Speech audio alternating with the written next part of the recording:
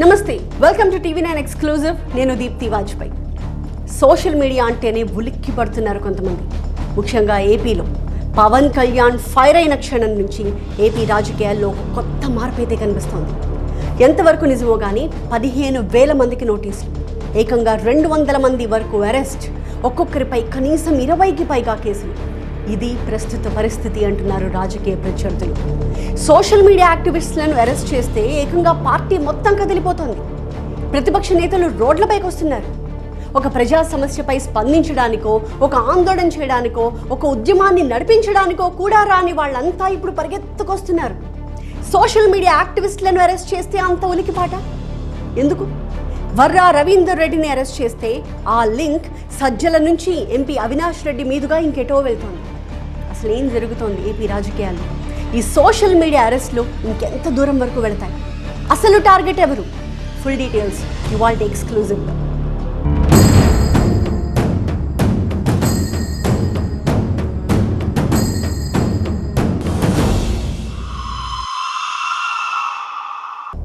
ఒక్క పోస్ట్ పెడితే అరెస్ట్ చేసేస్తారా?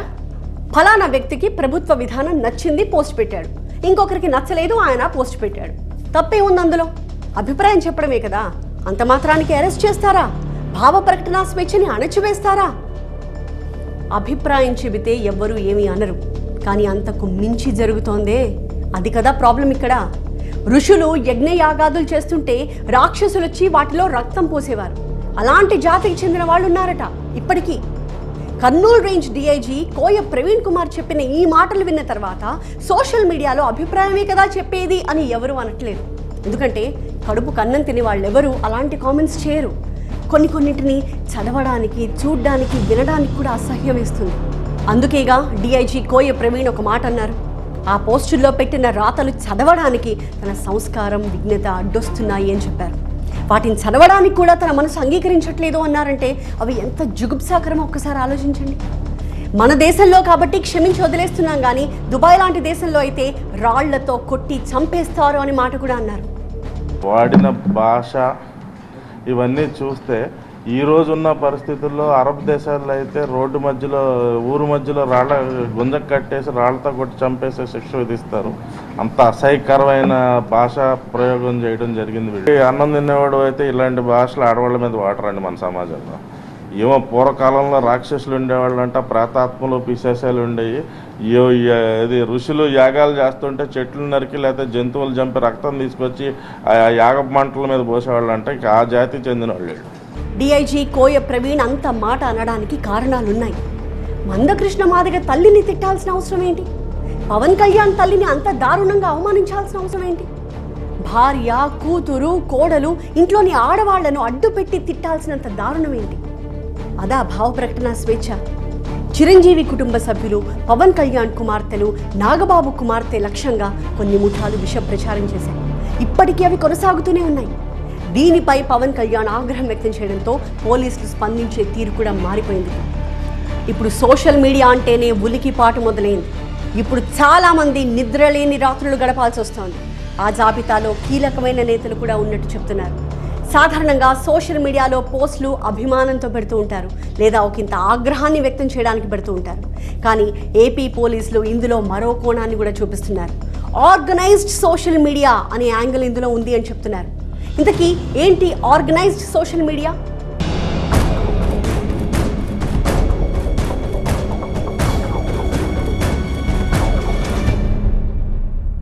మనందరికీ తెలుసు, సోషల్ మీడియా విభాగం లేనిదే ఏ పార్టీ కూడా నడవట్లేదు అని. 2019లో వైసీపీ అంత బలంగా ప్రజల్లోకి చొచ్చుకొచ్చి అధికారంలోకి రాగలిగింది అంటే కారణం సోషల్ మీడియా విభాగం కూడా. అప్పట్లో విజయసాయిరెడ్డి నేతృత్వంలో చాలా యాక్టివ్గా నడిచింది ఆ డిపార్ట్మెంట్. ఆ తర్వాత అధికారంలోకి వచ్చాక కాస్త పక్కకు పెట్టారు. దాదాపుగా కరోనా వచ్చిపోయేంత వరకు కూడా పెద్దగా పట్టించుకోలేదని చెప్పాలి. అలాంటి సమయంలో ఒక మార్పు జరిగింది. 2022లో వైసీపీ సోషల్ మీడియా బాధ్యతలు సజ్జల భార్గవ్ రెడ్డికి అప్పగించారు. అప్పటి నుంచి కథ అంతా మారిపోయింది. దాని తాలూకు ఎఫెక్టే ఇప్పుడు జరుగుతున్న అరెస్టులు కూడా. ఇలా అరెస్టులు చేశాకే ఆర్గనైజ్డ్ సోషల్ మీడియా వ్యవహారం కూడా బయటకు వచ్చింది.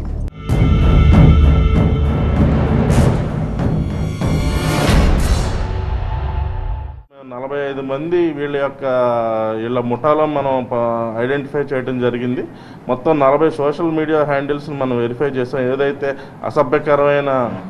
అసభ్యకరమైన ఈ పదజాలంతో ఈ యొక్క సోషల్ మీడియా పోస్టులు పెట్టాయి, మొత్తం మనం 40 సోషల్ మీడియా హ్యాండిల్స్ ఐడెంటిఫై చేయడం జరిగింది.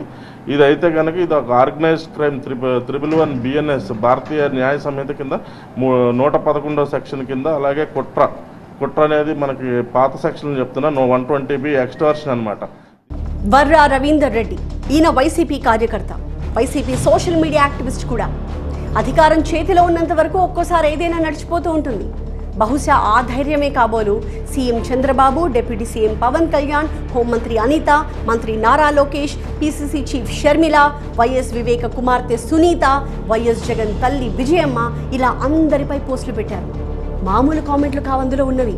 అత్యంత అసభ్యకరమైన రీతిలో పోస్టులు పెట్టారు వర్రా రవీందర్ రెడ్డి. మొన్న మధ్య హనుమంతు అనే యూట్యూబర్ తండ్రి కూతుళ్ల అనుబంధాన్ని ఎంత కించపరుస్తూ మాట్లాడాడో చూసాంగా. దాదాపుగా అంతే స్థాయిలో పోస్టులు కామెంట్లు పెట్టారు ఈ వర్రా రవీందర్ రెడ్డి అనే సోషల్ మీడియా యాక్టివిస్ట్. ఇంకోసారి జగన్కి కానీ వైసీపీకి కానీ వ్యతిరేకంగా మాట్లాడాలి అంటే వణికిపోవాలి అనేంత రేంజ్లో దుర్భాషలు పెడుతూ పోస్టులు పెట్టేవారు.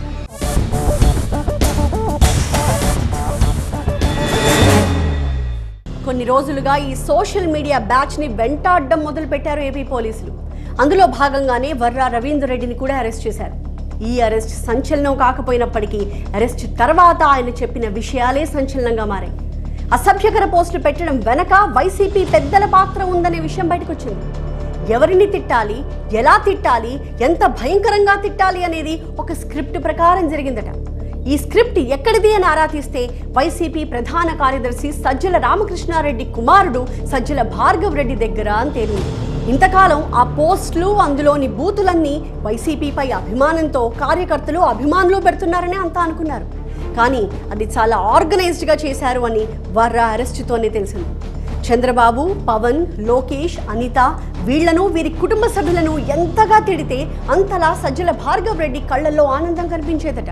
అందుకే అంతలా దుర్భాషలాడేవారట. ఈ మాట ఎవరో చెప్పింది కాదు, స్వయంగా DIGనే ప్రెస్ మీట్లో చెప్పారు.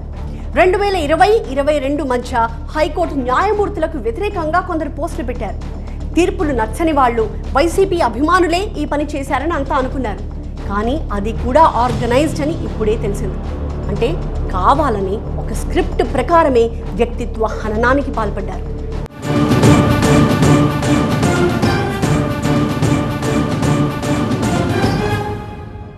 అదే సమయంలో మరో కొత్త విషయం కూడా బయటకు వచ్చింది.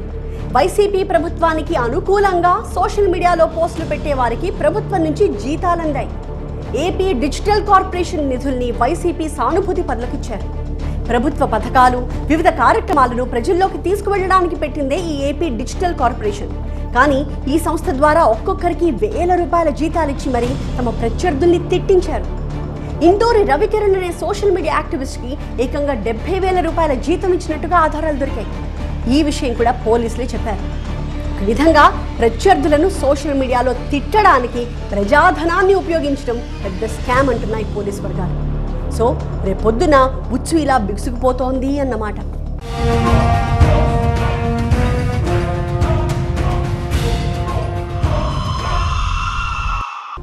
ఇప్పటి వరకు పార్టీల మీద సోషల్ మీడియాలో జరిగే విష ప్రచారం అంతా కూడా కార్యకర్తలు, అభిమానులు చేసేదే అని మనం అంతా అనుకున్నాం. కానీ ఇదంతా ఆర్గనైజ్డ్ నెట్వర్క్ అని పోలీసులు తాజాగా తేల్చారు. ఆ నెట్వర్క్ని ఛేదించారు కూడా. ఇక మిగిలింది అసలు సూత్రధారుల వైపు అడుగులు వేయడం. ఇప్పటికైతే సజ్జల భార్గవ్ అజ్ఞాతంలో ఉన్నారు. భార్గవ్ రెడ్డితో పాటు కొందరు కీలకమైన యాక్టివిస్టుల పైన కూడా లుకౌట్ నోటీసులు జారీ చేశారు. సో సజ్జల భార్గవ్ని ప్రశ్నిస్తే మరిన్ని సంచలన విషయాలు వెలుగులోకి వస్తాయనేది ఒక అంచనా. ఇప్పటికే కొన్ని సెన్సేషన్స్ కూడా బయటకు వచ్చాయి. వర్రా రవీందర్ రెడ్డిని అరెస్ట్ చేసేందుకు వెతుకుతున్న టైంలో ఆయన బండి రాఘవరెడ్డితో చాటింగ్ చేసిన విషయం తెలిసింది. ఈ రాఘవరెడ్డి ఎవరో కాదు, కడప ఎంపీ అవినాష్ రెడ్డి PA. వర్రా రవీందర్ దొరికిన తర్వాత ఈ రాఘవరెడ్డితో ఉన్న సంబంధం ఏంటి నీకు అని ఆరా తీశారు పోలీసులు. వైఎస్ కుటుంబ సభ్యులను దుర్భాషలాడే విషయంలో స్క్రిప్ట్ తనకి రాఘవరెడ్డి నుంచే వచ్చేది అని చెప్పుకొచ్చారు వర్రా. ఒక్కోసారి ఎంపీ అవినాష్ రెడ్డి చెబుతూ ఉంటే వాటిని రాఘవరెడ్డి నోట్ చేసుకునేవారని, అతను సోషల్ మీడియాలో ఎలా పోస్టులు పెట్టాలో డిక్టేట్ చేసేవారని కూడా చెప్పుకొచ్చారు. అంటే YS Sharmila, YS Vijayamma, YS Viveka కుమార్తె సునీతపై వర్రా రవీందర్ దారుణమైన కామెంట్లు పెట్టడానికి వెనక మరొకరి హస్తం ఉందని గట్టిగానే అనుమానిస్తున్నారు పోలీసులు. ఈ విషయంలో ఇంకాస్త కూపి లాగితే పెద్ద డొంకే బయటపడుతుంది. అందులో అయితే నో డౌట్. వర్రా రవి అనే వ్యక్తి ఫిబ్రవరి మాసంలో అతని ఫేస్బుక్ హ్యాండిల్ నుంచి కొన్ని పోస్టులు పెట్టినట్లు షర్మిలక్కబై తెలంగాణలో, సునీతక్కబై పులివెందులో కంప్లైంట్ ఇచ్చారు. మా ఇద్దరక్క గారు కంప్లైంట్ ఇచ్చారు. వాళ్ళకు వ్యతిరేకంగా కొన్ని పోస్టులు పెట్టారని చెప్పి, వాళ్ళను చిన్నబుచ్చుతూ కొన్ని పోస్టులు పెట్టారని చెప్పి వాటి మీద ఇన్వెస్టిగేషన్ కూడా జరిగిన తర్వాత వైజాగ్కి సంబంధించిన వ్యక్తి ఇతని అకౌంట్ హ్యాక్ చేసి ఇతని అకౌంట్లో పోస్టులు పెట్టినాడు. నా విచారణలో కూడా తెలియంది. ఆ వ్యక్తిని కూడా మళ్ళీ కడప పోలీసులు అరెస్ట్ కూడా చేసినారు. So it is a proven case.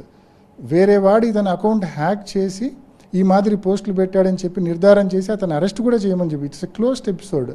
అయితే వైఎస్ షర్మిల మాత్రం తనపై అసభ్యకరమైన పోస్టులు పెట్టడానికి కారణం వైఎస్ జగనే అంటూ సంచలన వ్యాఖ్యలు చేశారు.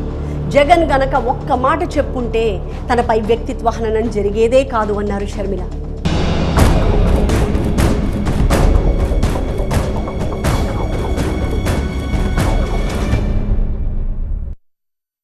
సోషల్ మీడియాలో నన్ను అంటే తన సొంత చెల్లిని, తల్లిని, సొంత చిన్నాన బిడ్డను, వీళ్ళందరినీ మా అందరినీ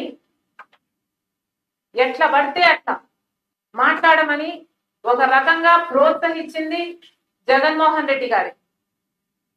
ఒకసారైనా నిలబడి ఇది అన్యాయము, ఇలా చేయటానికి వీల్లేదు అని ఒక్కసారైనా జగన్మోహన్ రెడ్డి గారు నోరు విప్పుకుంటే ఇవి ఆగేది.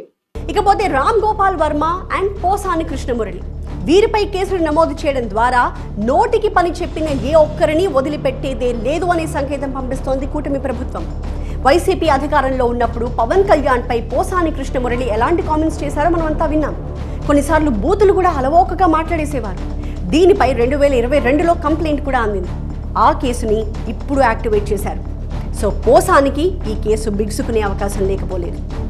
ఇక ఆర్జీ వ్యూహం సినిమా ప్రమోషన్ సమయంలో చంద్రబాబు, లోకేష్, బ్రాహ్మణి పైన వారి క్యారెక్టర్ని కించపరిచేలాగా రామ్ గోపాల్ వర్మ సోషల్ మీడియాలో పోస్టులు పెట్టారు అనేది కంప్లైంట్. సో పోసాని, వర్మపై కూడా పోలీసుల నుంచి గట్టి యాక్షన్ ఉండబోతోందనే చర్చ జరుగుతోంది.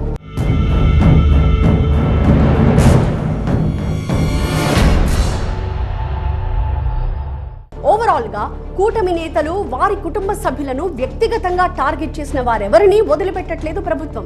ఆ సిగ్నల్ ఆల్రెడీ పంపించేసింది కూడా క్లియర్గా. ఒక్కొక్కరికి నోటీసులు అందుతూ ఉండడంతో ఒక్కొక్కరు ఉలిక్కి పడుతున్నారు. వర్రా లాంటి వారి అరెస్ట్ హైలైట్ అయింది కాబట్టి తెలిసింది కానీ లేకపోతే చాలా మంది అరెస్ట్ వివరాలు ఇంకా బయటకు కూడా రాలేదు అని చెప్తున్నారు వైసీపీ నేతలు. సో సీన్ అర్థమైన కొందరు క్షమాపణలు చెబుతూ వీడియోలు రిలీజ్ చేస్తున్నారు.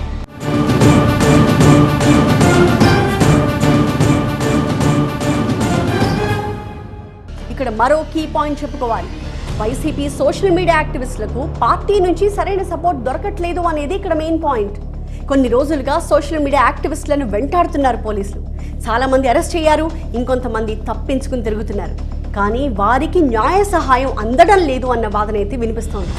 సజ్జల భార్గవ్ చుట్టూ ఉచ్చు బిగుస్తోంది కాబట్టి ఈ మాత్రమైనా వైసీపీ నేతలు కదులుతున్నారని, అంతకు ముందు తమను పట్టించుకునే వాళ్లే లేరని తెగ ఫీల్ అయిపోతున్నారు. ఈ సందర్భంలో కళ్ళం హరిప్రసాద్ రెడ్డి వర్షన్ ఇక్కడ చెప్పుకోవాలి. ఒకనాడు అనంతపురం క్లాక్ టవర్ దగ్గర పరిటాల ఫ్యామిలీపై తొడగొట్టి మీసం మెలేసిన వ్యక్తే ఈ కళ్ళం హరిప్రసాద్ రెడ్డి. ఈయన్ని పోలీసులు అరెస్ట్ చేయడంతో తత్వం బోధపడింది. సాయం చేయడానికి పార్టీ తరపున ఎవరూ రాలేదేమో, అందుకే ఎవ్వరూ అసభ్యకరమైన పోస్టులు పెట్టకండి అంటూ ఆయన రిక్వెస్ట్ చేశారు. ఒకనాడు తిట్టమని చెప్పిన లీడర్లంతా బాగానే ఉంటారు, కానీ కేసులు బుక్ అయితే నష్టపోయేది సామాన్యులేనంటూ హితబోధ చేశారు ఆయన.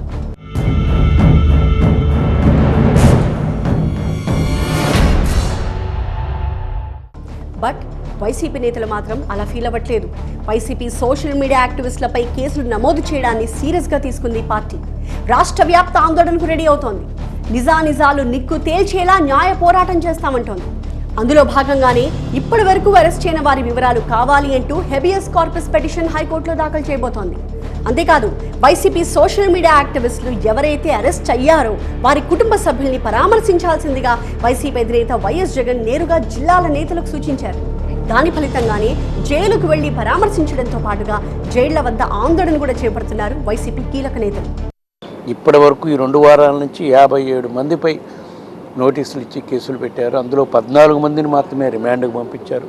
మిగతా 12 మంది ఆచూకీ తెలియదు వాళ్ళు ఎక్కడికి తీసుకెళ్లారు. ఎందుకంటే వాళ్ళు అరెస్ట్ చూపించకుండానే 3-4 రోజులు వివిధ పోలీస్ స్టేషన్లు తిప్పి వాళ్ళని హింసకు గురి చేసి, వాళ్ళని బాధలు పెట్టి హింసకు గురి చేసి, వాళ్ళకి నచ్చే విధంగా స్టేట్మెంట్లు తీసుకున్నాకనే అరెస్ట్ చేసే కార్యక్రమం చేస్తున్నారు. కాబట్టి ఈ పద్ధతిని తక్షణమే ఆపాలంటే మీరు తక్షణమే ఇన్వాల్వ్ అయ్యి రాష్ట్ర ప్రభుత్వ అధికారులతో, పోలీసు అధికారులతో చర్యలు తీసుకునే కార్యక్రమం చేయాలని చెప్పి ఈరోజు నేషనల్ హ్యూమన్ రైట్స్ కమిషన్ అధ్యక్షురాలు గారికి చెప్పడం జరిగింది. వైసీపీకి అండగా నిలిచిన వారికి ఖచ్చితంగా న్యాయం జరిగి తీరాల్సిందేనంటున్నారు ఆ పార్టీ అధినేత వైఎస్ జగన్. ఇంటూరి రవికిరణ్ అరెస్ట్ విషయంలో అతని సతీమణికి భరోసా దక్కడమే ఇందుకు ఉదాహరణ. స్వయంగా జగనే భరోసా ఇచ్చారు. సో యాక్టివిస్టులను కాపాడుకోవడానికి పార్టీ అన్ని విధాలా ప్రయత్నిస్తోంది అన్న సిగ్నల్ బలంగా పంపిస్తోంది వైసీపీ. జగనన్న నాకు సపోర్ట్ ఇచ్చారు, నేను చూసుకుంటానమ్మా అని చెప్పారు. అయితే నా భర్త మీద లేనిపోయిన కేసులన్నీ పెట్టి ఈ స్టేషన్ నుంచి ఆ స్టేషన్కి, ఆ స్టేషన్ నుంచి ఇంక వేరే స్టేషన్కి ఒక 20 రోజుల నుంచి తిప్పుతూనే ఉన్నారు. 21 రోజు నుంచి అండి ఈ స్టేషన్లు కేసులు పెట్టి, అక్రమ కేసులు పెట్టి నా భర్తని హింస పెడుతున్నారు అక్కడ ఇక్కడ చేసి. అయితే ఇదంతా నాణ్యానికి ఒకవైపు మాత్రమే. చంద్రబాబు, పవన్, లోకేష్, అనిత ఇలా కూటమి నేతల కుటుంబాలను టార్గెట్ చేసిన వారిని టార్గెట్ చేస్తున్నారు. మరి ఇదే దుర్భాషలను వైఎస్ జగన్, వైఎస్ భారతిరెడ్డి కూడా ఎదుర్కొన్నారుగా. వారికి న్యాయం చేయరా అనే ప్రశ్న కూడా వినిపిస్తోంది.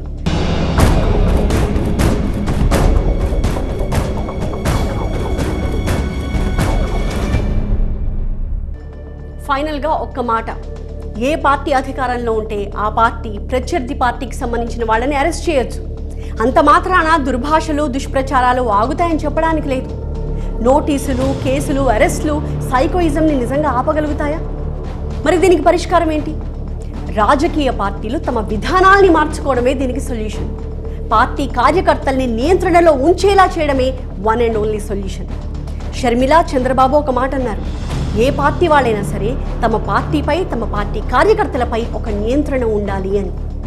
కానీ ఏ పార్టీ అయినా కూడా, వైసీపీ అయినా, తెలుగుదేశం అయినా, కాంగ్రెస్ అయినా, ఎనీథింగ్, సోషల్ మీడియాలో ఒక లిమిట్ ఉండాలి, ఒక రెగ్యులేషన్ ఉండాలి. లేనప్పుడు యాక్షన్ తీసుకోవాలి. సో పాలిటిక్స్ని పాలిటిక్స్లా చూడాలి. విమర్శలు కూడా అలాగే ఉండాలి తప్పితే ఆడవాళ్లపై, కుటుంబ సభ్యులపై అసభ్యకరమైన పోస్టులు పెట్టకుండా పార్టీలే ఒక లక్ష్మణ రేఖ గీసుకోవాలి.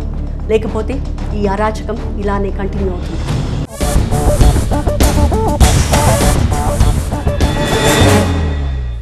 ఇది ఇవాల్టి TV9 ఎక్స్క్లూజివ్. మరొక అంశంతో మళ్ళీ కలుద్దాం. చూస్తూనే ఉండండి TV9.